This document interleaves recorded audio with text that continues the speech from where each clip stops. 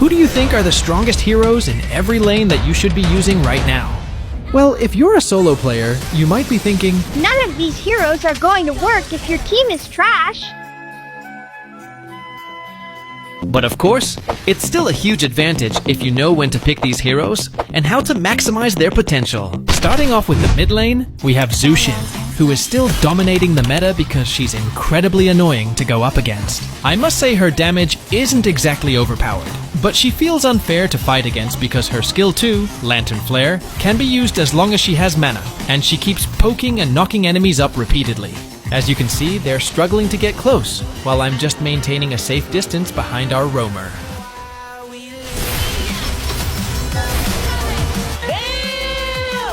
She is also a huge threat in the early game because of how strong she is at harassing enemies. So if she isn't banned, especially if you're a mage user, you should be ready to pick her. The only problem with her is that she's almost always banned. In fact, she's the #1 ban from Mythic to Mythical Glory and above, because she counters almost all short-range heroes, except assassins.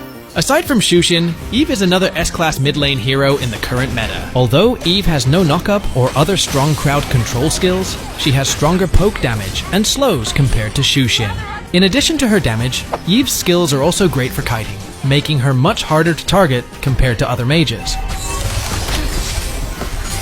Another major advantage of Eve is the powerful zoning control provided by her real-world manipulation. But if you're struggling to rank up using these heroes in solo rank, Cecilion might be the perfect solution. Cecilion is dominating the meta right now because, as a mage, his ultimate provides exceptional survivability with its healing effect and speed boost.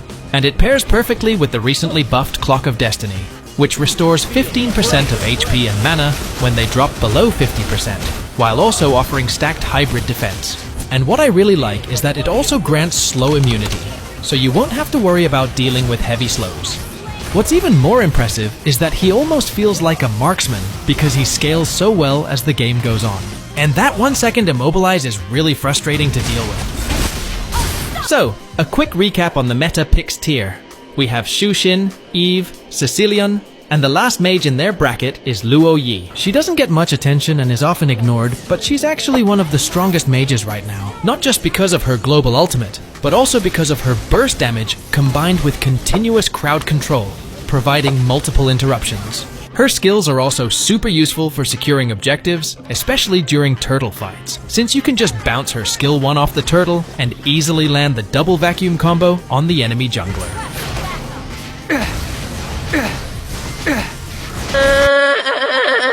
Her diversion play is also super good at turning games around. A perfect example is this match, where YSS is getting invaded at the purple buff while the enemy team is already setting up at the turtle. YSS somehow managed to escape from Lunox, secure the purple buff, take down Mathilda, contest and secure the turtle, and even steal the enemy's purple buff, all from a single diversion play. No. By the way, that was a solo queue match in Mythical Glory, proving that Luo Yi isn't just effective in trio or 5-man, but also one of the best picks for solo rank. Now, moving on to the great picks, the first one we have is Vexana. Vexana is an effective pick against assassins, and could even be placed in the meta list. However, the main drawback is that her skills require good timing and precision, especially since her skill 1 has a long cooldown, unlike the previous heroes we mentioned, who can spam their abilities. Despite its cooldown, its Terrify and Knockback effect are very effective against fast-moving heroes, completely disrupting them from pulling off their TikTok highlights. Just a little tip, you need quick reflexes because there's no room for mistakes. If Hayabusa slows you down and manage to get close, try moving near your EG boy so you can share the damage from his shadow kill. Next, we have Aurora, another great pick and a strong counter against high-mobility heroes. What I really like about Aurora is her mix of burst damage with wide area crowd controls, and a spammable skill 1 that is super great for poking, all while having a free Winter Crown passive for extra survivability. Aurora is also a great pick for solo rank, since just poking enemies with her skills already makes a huge impact for the team. Another one is Pharsa. One big reason she's a great pick right now is because of how fast she can rotate around the map. This is a huge advantage for a mid-lane hero since their main role is to assist other lanes, apply pressure so no lane struggles, and quickly respond to sudden team fights. And that's exactly what Pharsa excels at. Also, if you're having a hard time dealing with long-range marksmen like Layla in the late game, Pharsa is the perfect counter. And lastly, we have Zhask, who remains a great pick even after the nerf, especially in solo rank. His spawns are super useful in intense fights, because enemies will hesitate whether to focus on them or not, since they deal serious damage. And if you're ahead in levels, they'll realize too late that they can't kill it, and end up dying instead. He's also a really strong mage in the late game against enemies without escape skills because he has DPS, stun, and slow. Plus, his ultimate has almost a triple blink, making it easy for him to chase down anyone caught out of position. Now, let's move on to the meta counters. We've got Kagura, Lilia, Lunox, Faramis, and Valentina. These are the mages with high survivability, which is why I think they'll always have a place in the meta. That's why you'll notice a lot of Kagura mains spamming her in ranked matches, also known as one-tricks, because her skills are great for micro-play. Same with Lilia, who has a super useful ultimate for escaping potential death situations. Her black shoes can easily counter Hayabusa's Shadow Kill and other deadly ultimates. You can also counter any fighter and short-range heroes, because of the constant slows and damage per second she can dish out. Speaking of damage combined with mobility, Lunox is another great pick for that. One small buff could easily make her rise into the meta picks list. And then there's Faramis, who is super effective against assassins that rely on quick in-and-out plays. Their skills will just go to waste because of his ultimate. And lastly, we have Valentina, a strong counter to assassins because of her double dash and a popular counter to Lucas. It's honestly so unfair because she can keep stealing Lucas's ultimate repeatedly, since her stolen skill now depends on cooldown duration, while Lucas's ultimate doesn't follow cooldowns and only requires his bar to fill up. I'm also adding Selena to the great picks since her recent buff was really solid, and I won't be surprised if she makes a comeback in the meta. All the other mid lane heroes I didn't mention are situational picks that can shine in the right matchups. Now moving on to roamers. We got Badang in the meta picks, the most popular one right now. Never let a Badang get close to you because once he does, you won't be able to move at all. This is one of the reasons why players hate facing him now. After his buff, his combo became much smoother and even harder to escape from. And the obstacle he can create with his second skill makes it even worse, completely trapping enemies and leaving them with no way out. On top of that, he also gains a shield, making him even harder to take down while locking his target in place. Another reason why Badang is so strong right now is how fast he can stack Thunderbelt with his skill 1, since it's considered a basic attack. Check out my stacks in this game, 60 stacks, which is almost the same as having 2 or 3 defense items, instantly giving me plus 60 physical and plus 60 magical defense. The best part is that Badang's combo and playstyle are super easy to learn. Unlike Cho and Mathilda, who are a bit more complex and take more time to master, Mathilda and Cho have a similar playstyle, both disrupting the enemy core while providing vision for the team. I'm sure you've already faced some really good players using these heroes, and it's a nightmare when they know exactly what they're doing. The difference is that Mathilda focuses more on supporting because of her Guiding Wind, which in my opinion is an overpowered skill. It gives teammates an extra dash plus a bonus shield. Mid laners love Mathilda because Guiding Wind lets them rotate around the map quickly and get back to mid even faster. When using Mathilda, don't let the enemy core farm freely, but don't overextend either. If you get too aggressive, you might get punished, which could cost you the early game. Same with Chu, just staying alive while providing vision is already a huge help since it lets your team track enemy rotations. But in the first minute of the game, you can force the enemy to use Retribution with well-timed Jeet Kune Do and Concussive Blast. And of course, we can't forget Hylos, still a super strong roamer despite the huge nerfs he received.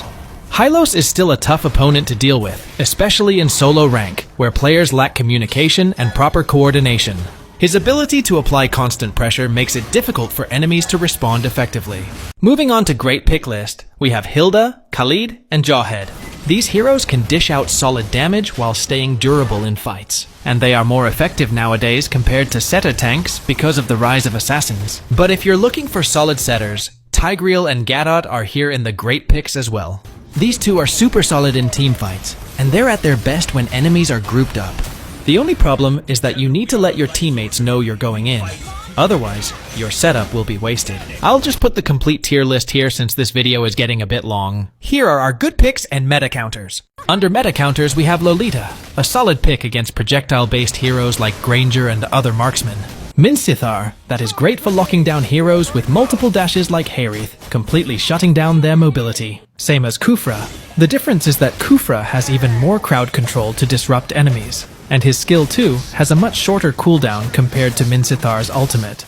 Beleric is a solid counter to most marksmen, and can go head-to-head with Meta Badang, since his skills work best against dive-in heroes like Joy. Saber with his easy lock-on ultimate. Shout out to Johnson. Super underrated, but his ultimate can catch enemies off guard, set up big plays, and completely turn a fight around. And of course Diggy, the best counter for setters, to complete our roamer tier list. Now moving on to junglers. Under meta picks, we've got these heroes that are so strong, they're either first picked or instantly banned in almost every game, whether it's ranked or in the pro scene.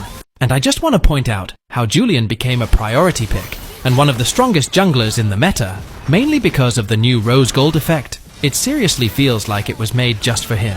Meanwhile, for great picks, there are tons of solid options, and we all know how strong these heroes are. Most notably Freya, that is currently ranking 5th among the highest win rate heroes, and is even getting banned a lot in high ranks since she can easily carry games. The great thing about Freya is that as long as you farm properly, you can even take on all 5 enemies by yourself without relying on teammates.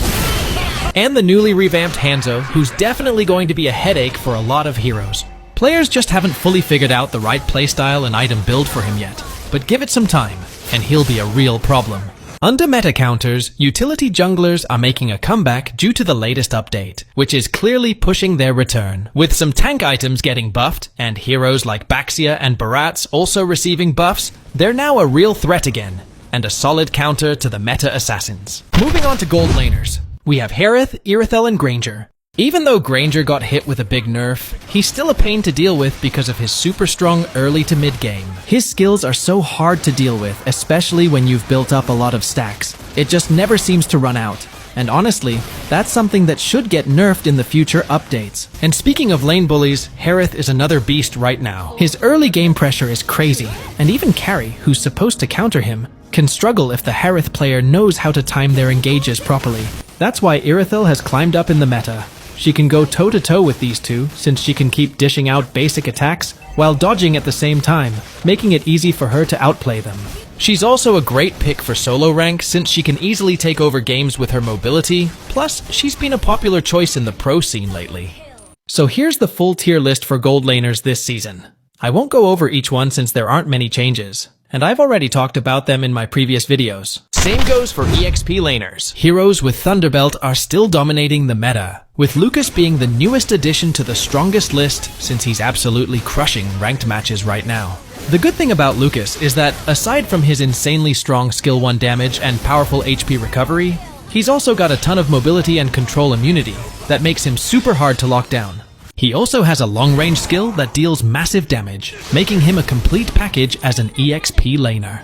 What's crazy is that he didn't even get nerfed in the latest update, probably because the Naruto collab is coming soon. For great picks, it's mostly the same heroes, but Vengeance Julian with the Rose Gold is now a strong addition against meta EXP laners. For good picks, there are plenty of options, like Sun, who got nerfed but is still a solid choice, especially in solo rank. The problem with this kind of hero is that you need to be careful and farm early, since his true power kicks in during the mid to late game.